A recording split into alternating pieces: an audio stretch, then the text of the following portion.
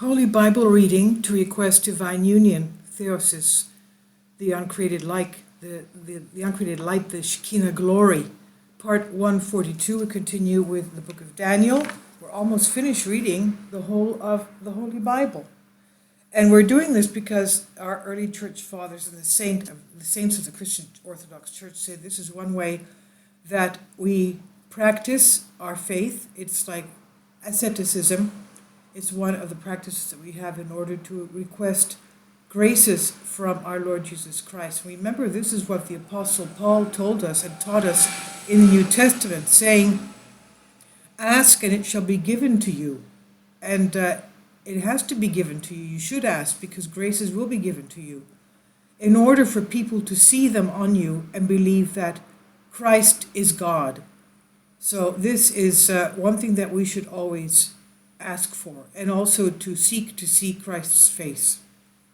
So the book of Daniel, whose name means God is my judge. Dan means judge. Jordan, the Jordan River, means the river of the judge, Jordan. Daniel means God is my judge, or God is judging. He wrote the book that carries his name, traditionally thought to have been written by him during the Babylonian captivity in Babylon, the year 6005 to 530 BC, those 70 years. The major theme is the sovereignty of God over all nations, set forth and illustrated by the truth that God directs his story for the fulfillment of his purposes and plans. The blessings of God are granted to those who refrain from idol worship and turn to him. Finally, throughout the book, we see the vanity of idol worship shown by its efforts on the lives of those who pursue it. Now let's remember, it's the idols. We're not talking about just paintings or statues. People were being sacrificed to these gods, these demons. There were human sacrifices. This is what, of course, God never wished man to do. So you can understand how terrible it was. Now, Susanna. We start. Susanna. There is a man living in Babylon, and his name was Jehoiakim. There was a man, his name was Jehoiakim. He took a wife whose name was Susanna, the daughter of Hilkiah, a very beautiful woman, and one who feared the Lord. Her parents were righteous and taught their daughter according to the law of Moses. Jehoiakim was exceedingly wealthy, with a spacious garden adjoining his house. And the Jews came to him because he was the most honored of them all. In that year, 2 elders from the people were appointed as judges, concerning whom the Lord said, lawlessness came forth out of Babylon from the elders who were judges, who were supposed to govern the people. These men were frequently at Jehoiakim's house, and all who had judgments came to them. Now when the people departed at midday, Susanna would go into her husband's garden to walk. So the 2 elders would see her going in and walking about every day, and they desired her. They turned away their heart and averted their eyes from looking to heaven and from remembering righteous judgments. Both were pierced in the heart for her, but they did not tell each other their pain. They were ashamed to inform one another of their desire because they wished to have relations with her. So every day they eagerly watched to see her. Finally they said to one another, let us go home, for it is time for the midday meal. And going out, they parted from each other. But turning back, they met again, and when they pressured each other for the reason, they confessed their desire. Together they arranged for a time they could find her alone. When it came to pass, while they were waiting for an opportune day, she went in as before with only 2 maids. She also wished to bathe in the garden, for it was hot. For no one was there except the 2 elders, who hid themselves and were watching her. She said to her maids, bring me oil and ointments, and shut the doors of the garden that I may bathe. They did as she said, and closed the garden doors. They went out by the side doors to bring the things commanded, but did not see the elders because they were hidden. When the maids left, the 2 elders arose and ran to her and said, look, the doors of the garden are closed, and no one will see us, and we desire you. Therefore give us your consent and lie with us. If you do not, we will testify that a young man was with you, and because of this you sent your maids away from you. Then Susanna sighed deeply and said, I am hemmed in on all sides, for if I do this thing, It is death for me, yet if I do not, I will not escape your hands. But it is better for me not to do it and to fall into your hands than to sin against the Lord." Then Susanna cried out with a loud voice, and the two elders cried out against her. One of them ran and opened the garden doors, and when the household servants heard the cry in the garden, they rushed in by the side door to see what had happened to her. So when the elders told their tale, the servants were deeply ashamed, for such a report had never been made about Susanna. Then it came to pass the next day, when the people assembled at the house of Joachim her husband, the two elders also came full of their lawless purpose against Susanna, to have her put to death. They said before all the people, "Send for Susanna, the daughter of Hilkiah, who is the wife of Joachim." So they sent for her, and she came with her parents, her children, and all her kindred. Now Susanna was very desirable and beautiful to behold. However, she was veiled, thus the lawless men commanded she be unveiled so as to enjoy her beauty. But her friends and all who saw her wept, and the two elders arose in the midst of the people and laid their hands upon her head. She wept and looked up to heaven, for her heart trusted in the Lord. The two elders said, "As we were walking in the garden alone, this woman came in with two maids, closed the door of the garden, and dismissed the maids. Then a young man who was hidden came to her and lay with her. Now we were in a corner of the garden and saw this lawlessness, so we ran to them and saw them having relations, but we could not hold the man, for he was stronger than we. He then opened the doors and rushed out. So we seized this woman and asked her who the young man was, but she was unwilling to tell us. Thus the assembly believed them, as they were elders and judges among the people. So they condemned her to death. But Susanna cried out with a loud voice and said, "O eternal God, who knows both what is secret and all things before they come to you, you know these men testified against me falsely, and behold, I shall die, though I did nothing of the things they wickedly invented against me." The Lord heard her voice, and as she was being led away to be put to death, God arose the Holy Spirit of a young boy whose name was Daniel. He cried out with a loud voice, "I am innocent of the blood of this woman." So all the people turned to him and said, "What is this thing you said?" Then he stood in their midst and said, "Are you such fools, O sons of Israel? Without examination or knowledge of the evidence have you condemned the daughter of Israel? Return to the place of judgment, for these men testified against her falsely." So the people returned with haste. The elder said to him, "Come, sit in our midst and inform us, for God gives you that privilege." Daniel then said to them, "Separate them far from each other, and I will examine them." When they were separated from each other, he summoned one of them and said to him, "You old man of evil days, now the sins you committed in earlier days have come home, for you pronounce unjust judgments, condemn the innocent, and set the guilty free. Yet the Lord said, 'You shall not kill the innocent and the righteous.' Now then, if indeed you saw her, tell me, under which tree did you see them being intimate with each other?" He replied, "Under the mastic tree."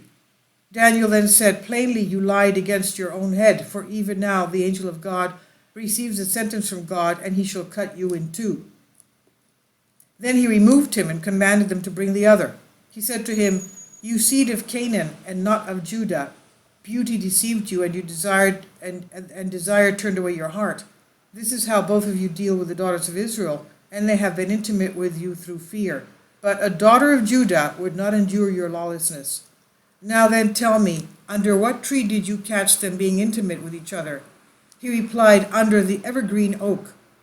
Daniel said to him, "Plainly you also lied against your own head, for the angel of God is waiting with his sword to cut you in two, that he may destroy both of you." Then the whole assembly cried out with a loud voice and blessed God, who saves those who hope in him.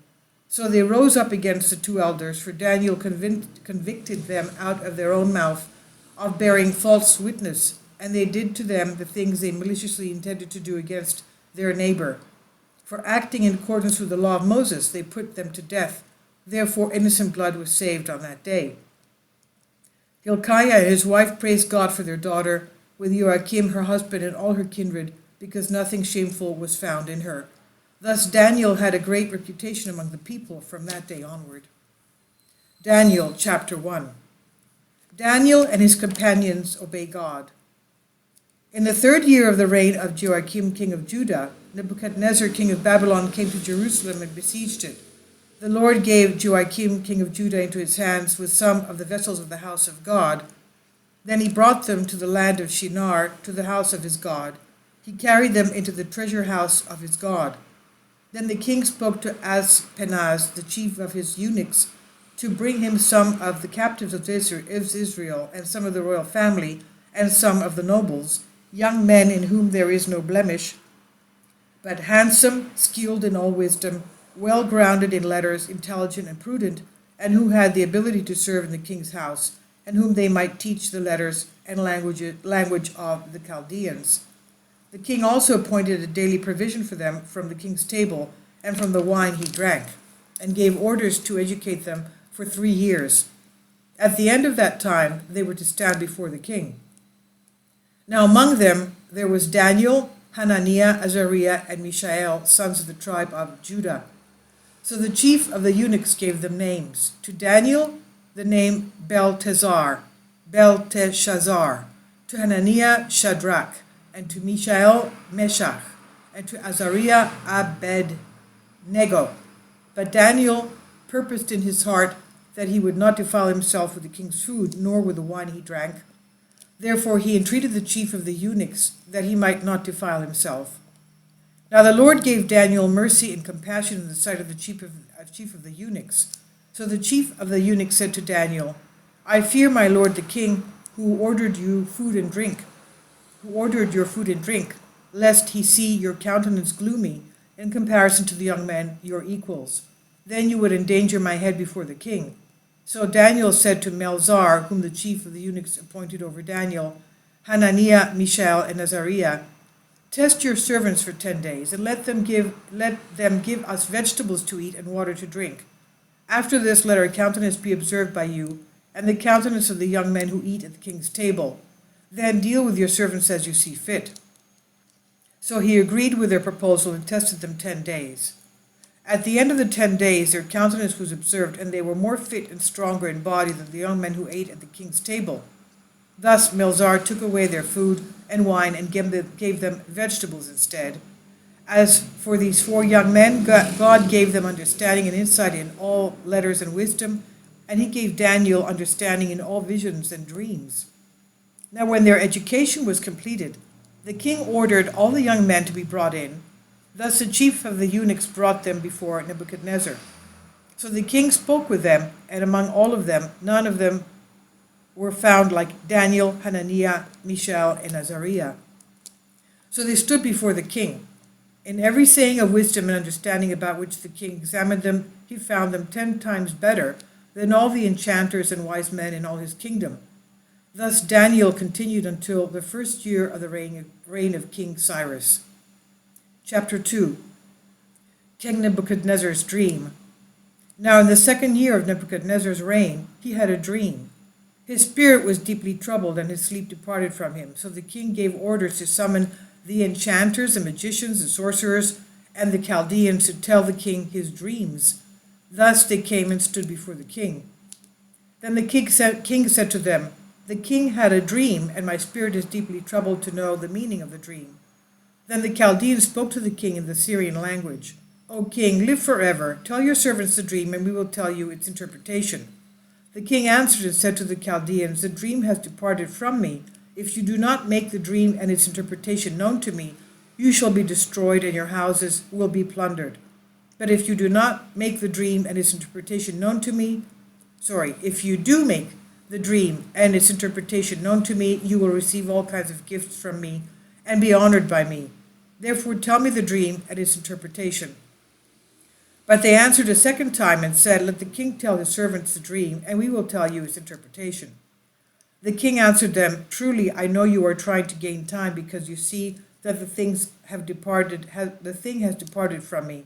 Therefore, if you do not tell me the dream, I will know that you have agreed beforehand to give my dream a false, corrupt interpretation. So before any more time passes by, tell me my dream, then I will know that you can tell me its interpretation. The Chaldeans answered the king and said, There is no man on earth who can make known the king's dream, and there is no great king or ruler who asks such a thing as this of any enchanter, magician, or Chaldean. The question you ask, O king, is difficult and above expectation, for there is no man who can tell the king his dream except the gods, whose dwelling is not with any flesh. Then the king, angry and furious, commanded to destroy all the wise men of Babylon. He decreed that the wise men be put to death, and he sought for Daniel and his friends to kill them. God reveals the dream. Then, with counsel and intelligence, Daniel spoke to Arioch, the captain of the king's guard, who went out to kill the wise men of Babylon. He asked him for what reason the bitter decree had come from the king. Then Arioch, the king's official, made the reason known to Daniel. So Daniel went in and entreated the king to give him time, and he would tell the king his dream and its interpretation. Then Daniel went to his house and made the matter known to his friends, Hananiah, Mishael, and Azariah. They sought mercies from the God of heaven concerning this mystery, that Daniel and his friends might not perish with the rest of the wise men of Babylon. Then the mystery was revealed to Daniel in a vision during the night. After that, Daniel blessed the God of heaven, saying, May God's name be blessed from now on and forever, for wisdom and understanding belong to him. He changes times and seasons, he appoints kings and removes them, he gives wisdom to the wise and insight to those who have skill. He reveals deep and things hidden, and he knows what is in the darkness, and the light is with him. I give thanks and praise to you, O God of my fathers, for you have given me wisdom and power. Now you have made known to me what I asked from you, for you made known the king's vision to me. Daniel interprets the dream. Therefore Daniel went to Arioch, whom the king appointed to put to death the wise men of Babylon, and said to him, Do not destroy the wise men of Babylon.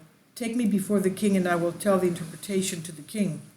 Then Arioch quickly brought Daniel before the king and said to him, I found a man among the children of the captivity of Judah who will tell the interpretation to the king.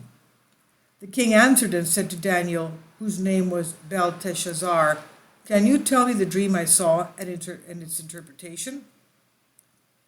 Daniel answered before the king and said, The mystery which the king demanded to be told to the king cannot be revealed by wise men, magicians, enchanters, and diviners. But there is a God in heaven who reveals mysteries, and he has made known to King Nebuchadnezzar what must come to pass in the last days. Your dream and the visions in your head upon your bed was this. As for you, O king, thoughts came to you while on your bed as to what must happen after this, and he who reveals mysteries has made known to you what must take place. But as for me, this mystery was not made known to me because I have more wisdom than anyone living, but for the sake of making known the interpretation to the king, that you might know the thoughts of your heart. As for you, O king, you saw and beheld one great image. That image was very large, and in appearance excellent. It stood before you, and its vision was fearful. The image had a head made of fine gold, and its hands, chest, and arms were made of silver, and its stomach and thighs of copper. Its legs were iron, and its feet were partly iron and partly clay. You saw while a stone was cut out of the mountain without hands, and it struck the image on its feet of iron and clay, and ground them to powder. Then at once the clay, the iron, the copper, the silver, the gold were like dust from the summer threshing floor, and a great force of wind blew them away, and their place was not to be found. Then the stone that struck the image became a great mountain and filled all the earth. This is the dream, and we will tell its interpretation before the king. You, O king, are a king of kings, to whom the God of heaven has given a strong, mighty, and highly regarded kingdom. In every place where the children of men live, as well as the wild animals of the field and the birds of heaven, he put them all in your hand, and made you the Lord of them all. You are the head made of gold. But after you another kingdom shall arise, inferior to yours, then a third kingdom of copper, which shall rule over all the earth. Then a fourth kingdom as strong as iron shall arise, and inasmuch as iron breaks in pieces and subdues everything, so also it shall break in pieces and subdue all things. Whereas you saw the feet and toes partly clay and partly iron, the kingdom shall be divided, yet the strength of the iron shall be in it in the manner you saw the iron mixed with the clay. Whereas the toes of the feet were partly iron and partly clay, so part of the kingdom shall be destroyed and part of it shall be broken. Whereas you saw iron mixed with clay, they shall mingle with the seed of men, but they will not adhere to one another, just as iron does not mix with clay. Then in the times of those kings, the God of heaven will raise up a kingdom, and it shall never be destroyed. This kingdom shall not be left to another people, but it will break in pieces and crush all these kingdoms, and it will stand forever. Whereas you saw the stone cut out of the mountain without hands, it ground to powder the clay, the iron, the copper, the silver, and the gold.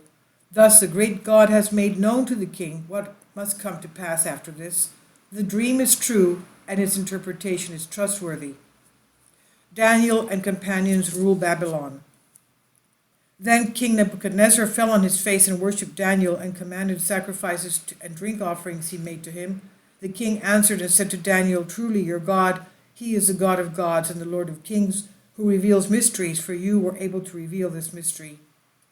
Then King Nebuchadnezzar exalted Daniel and gave him many great gifts. He set him over the whole province of Babylon and over all the wise men of Babylon. Daniel also petitioned the king and set him, Shadrach, Meshach, and Abednego, over the affairs of the province of Babylon, but Daniel was in the king's palace. Chapter 3, the golden image. In his 18th year, King Nebuchadnezzar made a golden image. Its height was 60 cubits and its width 66 cubits. He set it up in the plain of Dura in the province of Babylon. Then Nebuchadnezzar sent to gather together the high officials, the commanders, the governors, the rulers, and all those in authority, along with all the rulers of the provinces, to come to the dedication of the image King Nebuchadnezzar set up. So the governors, the high officials, the leaders, the great rulers, and all those in authority who ruled the provinces came to the dedication of the image King Nebuchadnezzar set up, and they stood before the image Nebuchadnezzar made. Then the herald cried out in a loud voice, "To you it is commanded, O people and tribes and languages, that in what hour you hear the sound of the trumpet, the pipe, the harp, the four-stringed instrument, the psaltery, and the symphony, and every kind of music, you shall fall down and worship the golden image King Nebuchadnezzar set up. But whoever does not fall down and worship shall be cast into the burning fiery furnace." So at that time, when all the people heard the sound of the trumpet, the pipe, the harp, the four-stringed instrument, the psaltery, the symphony, and every kind of music, all the peoples, tribes, and languages fell down and worshipped the golden image King Nebuchadnezzar set up. Daniel's companions refused idol worship. Then Chaldean men came forward and brought charges against the Jews and said to King Nebuchadnezzar, "O king, live forever. You, O king, made a decree that every man who hears the sound of the trumpet, the pipe, the harp, the four-stringed instrument, the psaltery, the symphony, and every kind of music, but does not fall down and worship the golden image shall be cast into the burning fiery furnace. Now there are certain Jews you set over the affairs of the province of Babylon, Shadrach, Meshach, and Abednego. Those men did not obey your decree, O king, and they do not serve your gods, nor do they worship the golden image you set up." Then Nebuchadnezzar, in rage and fury, gave the command to bring Shadrach, Meshach, and Abednego. So the men were brought before the king. Nebuchadnezzar then answered and said to them, "Is it true, Shadrach, Meshach, and Abednego, that you do not serve my gods or worship the golden image I set up? Now then, if you are ready, when you hear the sound of the trumpet, the pipe, the harp, the four-stringed instrument, the psaltery, the symphony, and every kind of music, that you shall fall down and worship the golden image I made. That indeed, if you do not worship at that time, you shall be cast into the burning fiery furnace. Then what God is there who will deliver you from my hands?" Shadrach, Meshach, and Abednego answered and said to King Nebuchadnezzar, "We have no need to answer you in regard to this thing, for there is a God in the heavens whom we serve, and he is able to save us from burning fiery furnace, and he will deliver us from your hands, O king. But if not, let it be known to you, O king, that we will not serve your gods, nor worship the golden image you set up." Saved as through fire. Then Nebuchadnezzar was full of anger, and the expression on his face changed towards Shadrach, Meshach, and Abednego. So he commanded them to heat the furnace 7 times more, until it burned to its fullest. Then he commanded every strong men to bind Shadrach, Meshach, and Abednego, and to cast them into the burning fiery furnace. Therefore Thereupon those men were bound together with their sandals, caps, long leg coverings, clothing, and were cast in the midst of the burning fiery furnace. Because the king's commander was urgent, and the furnace was exceedingly hot, these three men, Shadrach, Meshach, and Abednego, fell bound into the midst of the burning fiery furnace.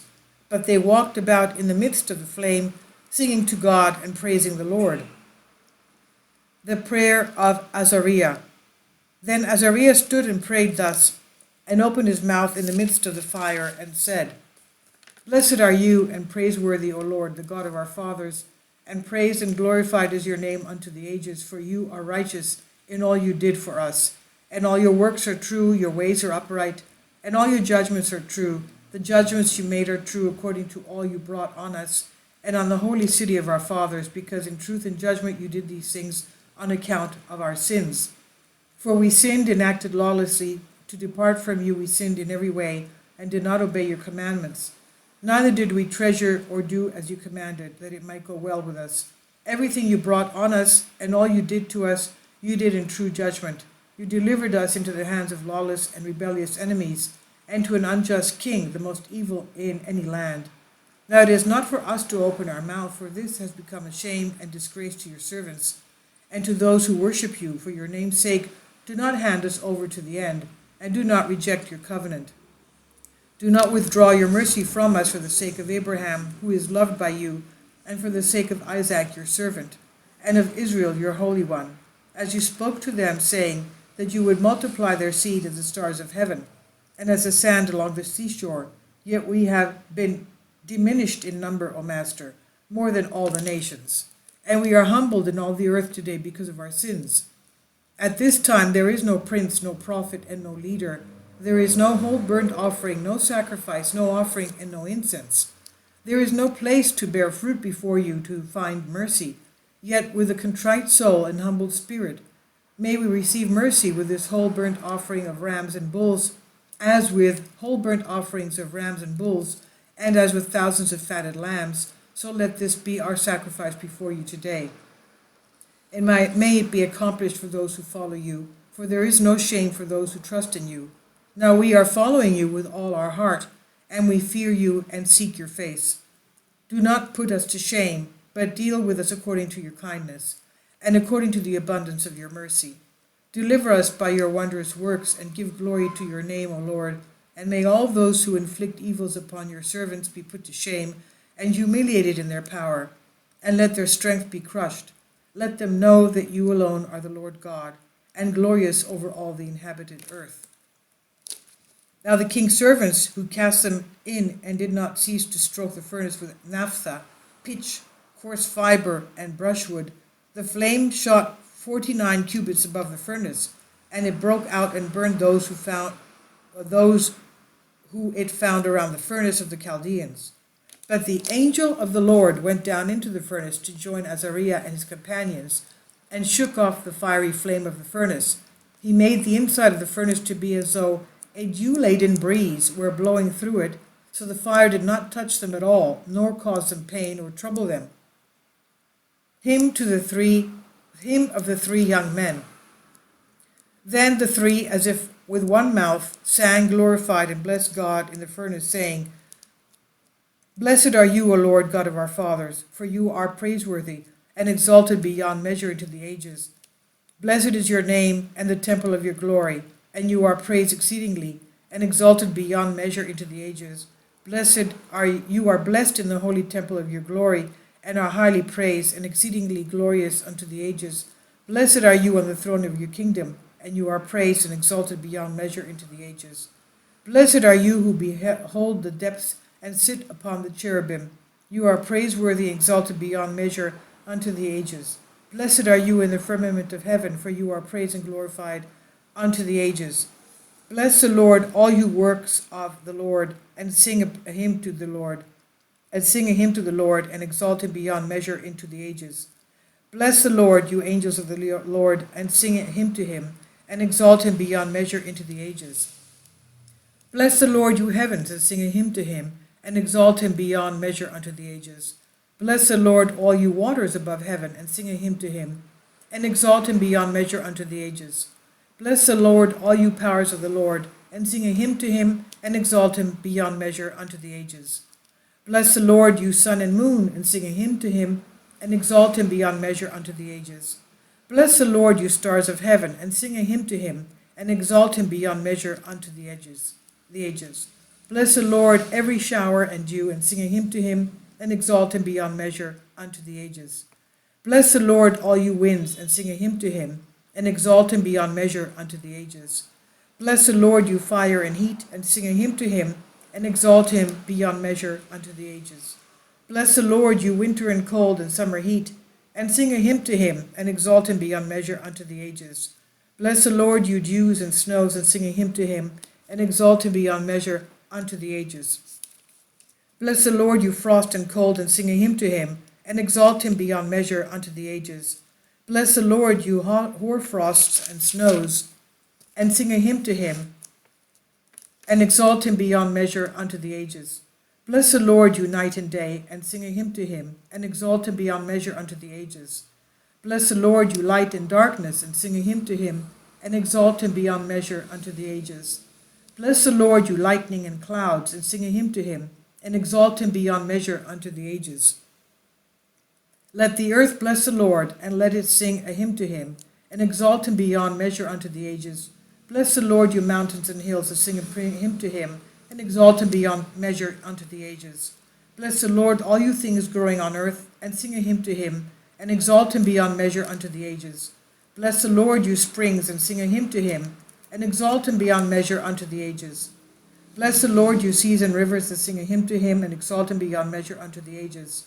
Bless the Lord, you sea monsters, and everything that moves in the waters, and sing a hymn to him, and exalt him beyond measure unto the ages. Bless the Lord, all you birds of heaven, and sing a hymn to him, and exalt him beyond measure unto the ages.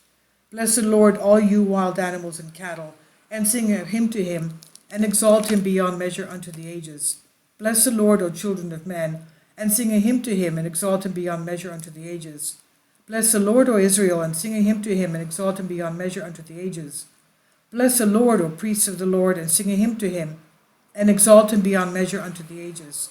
Bless the Lord, O servants of the Lord, and sing a hymn to him, and exalt him beyond measure unto the ages. Bless the Lord, O spirits and souls of the righteous, and sing a hymn to him, and exalt him beyond measure unto the ages. Bless the Lord, O holy ones, and humble in heart, and sing a hymn to him, and exalt him beyond measure unto the ages. Bless the Lord, O Hananiah, Azariah, and Mishael, and sing a hymn to him, and exalt him beyond measure unto the ages. For he delivered us from Hades, and saved us from the hand of death, and rescued us from the midst of the burning fiery furnace, and saved us from the midst of fire. Give thanks to the Lord, for he is good, because his mercy endures forever. Bless the Lord, the God of gods, all you who worship him, and sing a hymn and give thanks to him, for his mercy endures forever. The king praises God. Now Nebuchadnezzar heard their singing, and he marveled, and rose up in haste, and said to the nobles, Did we not cast the 3 men bound into the fire? They replied to the king, Truly, O king. Then the king said, Behold, I see 4 men untied, and walking in the midst of the fire, yet they are not destroyed. And the vision of the 4th is like the Son of God. Then the king pronounced the door of the burning fiery furnace, and called out to them by name, Shadrach, Meshach, Abednego, servants of the Most High God, come forth and come here. So Shadrach, Meshach, and Abednego came forth from the midst of the fire. Then the governors, the commanders, the viceroys, and the court officials gathered together and beheld the men, that the fire had no power over their bodies, neither had it singed their hair, nor scorched their clothes, nor was the smell of fire on them. So King Nebuchadnezzar answered and said, Blessed is the God of Shadrach, Meshach, and Abednego, who sent his angel and saved their servants who trusted in him. For they altered the word of the king and handed over their bodies to be burned, so as not to serve and worship any god other than their God. Therefore I make a decree, any people, tribe, or language that blasphemes the God of Shadrach, Meshach, and Abednego shall be destroyed, and their houses plundered, because there is no other God who can deliver in this way. Then the king gave Shadrach, Meshach, and Abednego authority over the province of Babylon, and considered them worthy to be the rulers of all the Jews in his kingdom.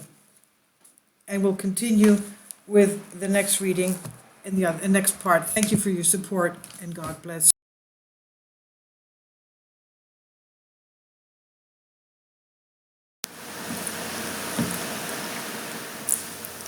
If you'd like to join me on my Patreon account, you will hear content not covered by mainstream media. These riveting stories will be based on my research, and I will state my opinions and give my personal insight on diverse and controversial subjects and world events not covered by mainstream media, and not supported by YouTube guidelines.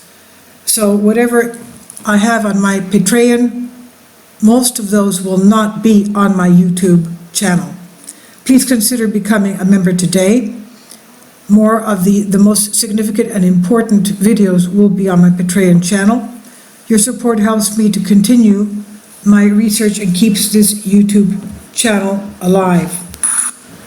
And we depend on your support, your generous charity, because we help economically challenged families here in Athens, Greece, in Kapota, and we also help the young generation with university tuition and the community around our church. Thank you.